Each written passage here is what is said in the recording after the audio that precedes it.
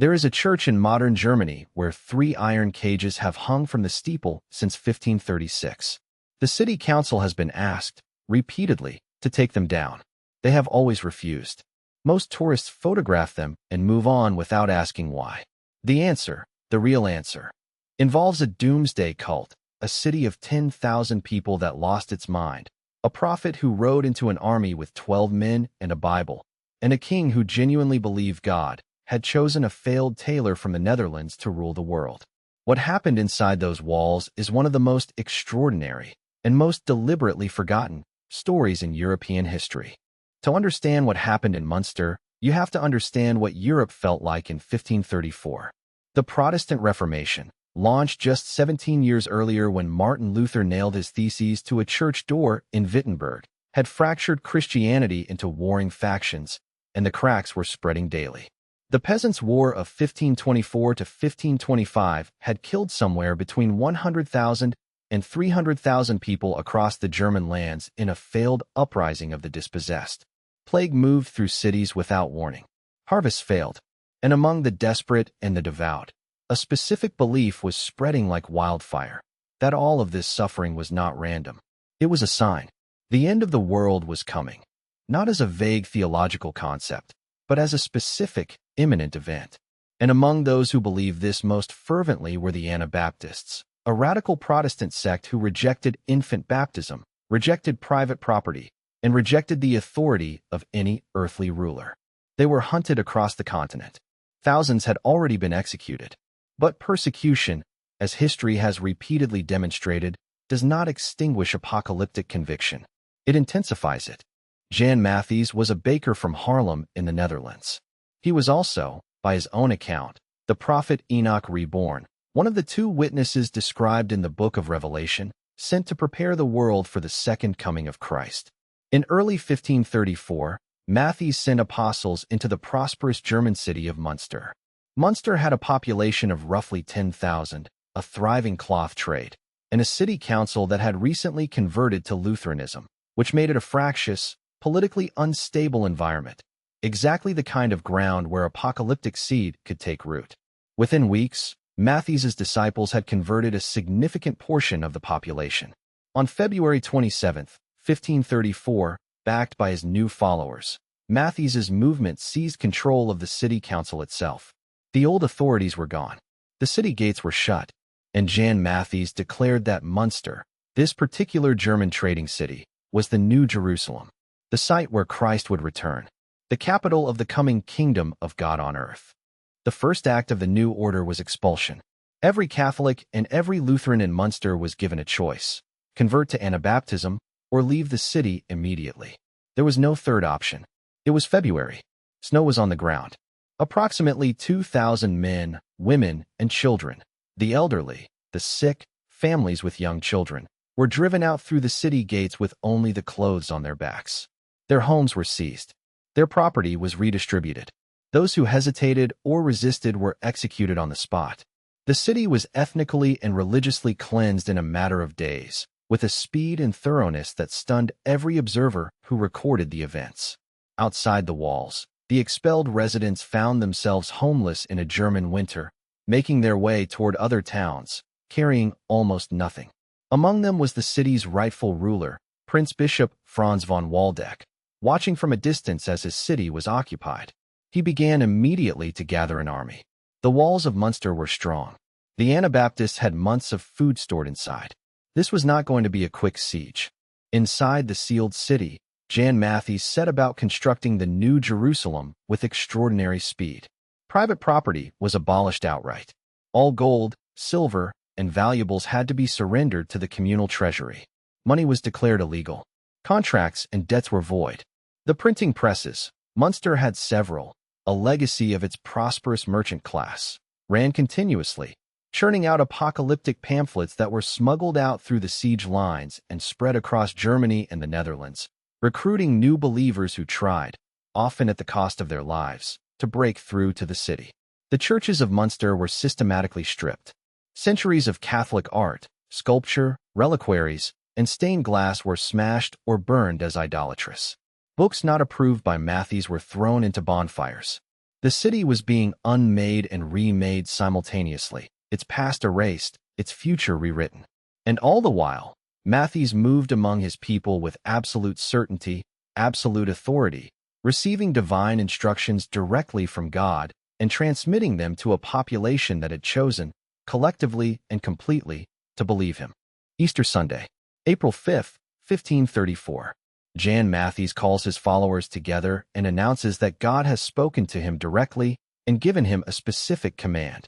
Like Gideon in the book of Judges, who routed an army of 135,000 Midianites with just 300 men, Matthews will ride out from the city gate with 12 followers and defeat the entire besieging army of Prince Bishop Franz von Waldeck through divine power alone. His followers are stunned. His inner circle begs him not to go. One account records that his wife threw herself at his feet and wept. Matthews shook her off. He was absolutely certain. This is what distinguishes apocalyptic faith from ordinary courage. Ordinary courage admits the possibility of failure. Jan Matthews experienced no such doubt. He mounted his horse. He selected 12 men. He rode to the gate. The gate opened, and Jan Matthews, prophet of God and reincarnation of the biblical Enoch, rode out into the open toward an army of several thousand professional soldiers. The soldiers cut him down almost immediately. Jan Matthews, baker and prophet, was dead within minutes of leaving the gate. What followed was not quick. The soldiers hacked his body to pieces. His severed head was mounted on a pike and displayed toward the city walls, so that the survivors inside could see it clearly. His genitals were nailed to the city gate, a calculated act of cruelty designed not just to humiliate, but to communicate, in the most visceral possible terms, that this prophet's claim to divine protection had been rather conclusively refuted. Inside the walls, approximately 8,000 people looked at what remained of the man they had followed into this. The siege was now total. No food was getting in. No one was getting out. Prince Bishop Waldeck's forces ringed the walls. And the city, the New Jerusalem, the site of the coming kingdom of God, was now a trap. Into the silence left by Matthews's death stepped a young man who had been watching and waiting, and who had his own very specific ideas about what this moment required. His name was Jan Bokkelsen. He was 24 years old. Jan Bokkelsen, the man who would make himself king of the world, had failed at everything he had ever attempted. He was the illegitimate son of a village mayor, which meant he had just enough of a sense of his own importance to make his repeated failures sting more sharply. He had apprenticed as a tailor. The business failed. He had run an inn. That failed too. He had toured the Netherlands as a traveling actor, performing in street plays and passion dramas, developing a performer's instinct for what an audience needs to feel, a skill that would prove, in the end, to be the most dangerous thing about him. When Jan Matthews died, Bokkelsen moved with astonishing speed. Within weeks, he had consolidated power. Within months, he had staged a theatrical coup so elaborate it left the city stunned. In September 1534, just 5 months after Matthews's death, Jan Bokkelsen, the failed tailor and traveling actor, the illegitimate son of nobody important, was crowned king of righteousness and ruler of the New Jerusalem in a ceremony of almost hallucinatory grandeur, surrounded by a court of his own creation, in a throne room carved out of what had recently been a merchant's hall. A king must have laws. Jan van Leyden's first major decree was the institution of mandatory polygamy across the entire city of Munster. The biblical patriarchs had multiple wives, he explained, and the New Jerusalem would be governed by Old Testament rules. Jan van Leyden himself took 16 wives, among them Elizabeth van Scherer, who had been, until approximately 3 months earlier, the wife of Jan Matthews. Any man who refused to take a second wife faced execution. Any woman who refused to accept a second husband faced execution. When one woman, her name is not recorded in any surviving account, refused to consummate a forced marriage, Jan van Leyden personally beheaded her in the market square in front of the assembled population. He did not delegate this. He did it himself.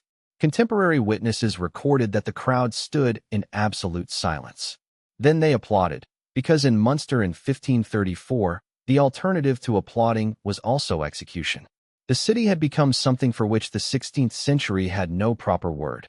A total state, governed by a single will, where every aspect of life was subject to the king's divine mandate. By early 1535, the siege had lasted more than a year, and the city was dying. The cats were gone first, then the dogs. People stripped leather from their shoes and boiled it. They ate candle wax, sawdust, the grass between the cobblestones. Eyewitness accounts, and Munster produced several, from people who survived by escaping through the siege lines, describe inhabitants consuming the bodies of the dead. Conservative estimates put the death toll from starvation and disease at several thousand people within the walls. And while this was happening, while his subjects were dying in the streets, Jan van Leyden held a banquet. Days before the city's fall, he convened his court for a feast. Wine, music. His 16 wives attended.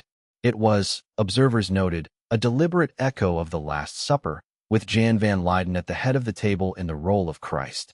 He raised his cup. He gave thanks to God. Outside the banquet hall, in the streets of the New Jerusalem, people were eating each other to survive. He sat at the head of that table with the absolute serenity of a man who genuinely believed that God was watching and was pleased. The city did not fall to a battering ram. It did not fall to an artillery bombardment. It fell to a man named Heinrich Gresbeck.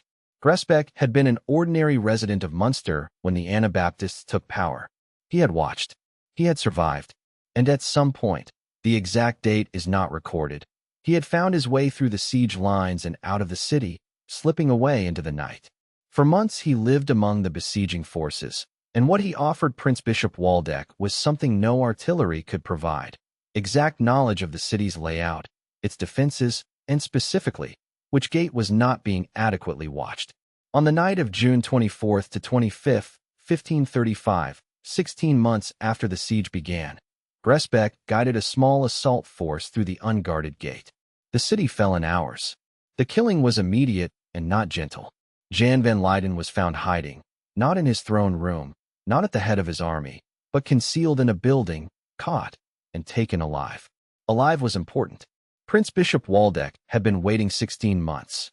He had plans. Jan van Leyden was not executed immediately. That would have been too merciful, and also too forgettable.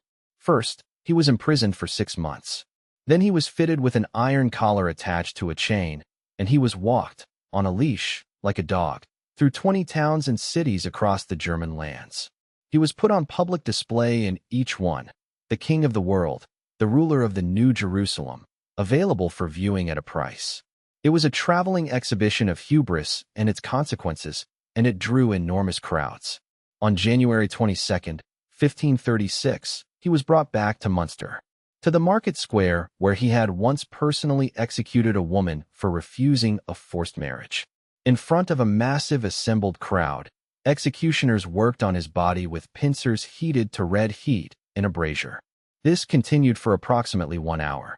His companions, Baron Knipperdoling, his father-in-law, and Baron Krechting, received the same treatment in sequence. Each execution lasted roughly an hour. Contemporary accounts note that none of them were reported to have screamed. The bodies of Jan van Leyden, Baron Knipperdoling, and Baron Krechting were locked into 3 iron cages and hoisted up the steeple of St. Lambert's Church, 50 feet above the cobblestones. They remained there, first as bodies, then as skeletons, then as bones, then, eventually, as nothing. But the cages remained, left in place not through neglect but through deliberate choice, as a permanent message to anyone who might ever again consider doing what these men had done. The total cost of the Munster catastrophe is estimated at between 3,000 and 5,000 deaths out of a pre-siege population of approximately 10,000. The Munster Rebellion so terrified the rulers of Europe, Catholic and Protestant alike, united in their horror, that it triggered a comprehensive and brutal suppression of Anabaptist communities across the entire continent. Thousands of people who had no connection to Munster whatsoever were executed in the following years simply for sharing the same theological views as the men in those cages. The Munster experiment killed not just its participants, but the broader movement it claimed to represent. And the cages? The cages are still hanging. History does not always hide its lessons in archives and footnotes. Sometimes it leaves them hanging from a church spire in a modern German city, rusting in the rain for 490 years, just to make absolutely certain that someone, eventually, looks up and asks the right question. The story of Munster is not a story about religion. It is not even, fundamentally, a story about violence. It is a story about what becomes possible when a population decides that certainty is more valuable than doubt. When the conviction that one man speaks for God becomes more compelling than the evidence of what he is actually doing. It happened in 1534 with an unemployed actor and 12 apostles. The mechanisms that made it possible have not gone anywhere. If you found this story as haunting as I did, if you think the history they never taught you is the history that matters most, subscribe to this channel. New chapters every week. The cages are still up there. Look for them.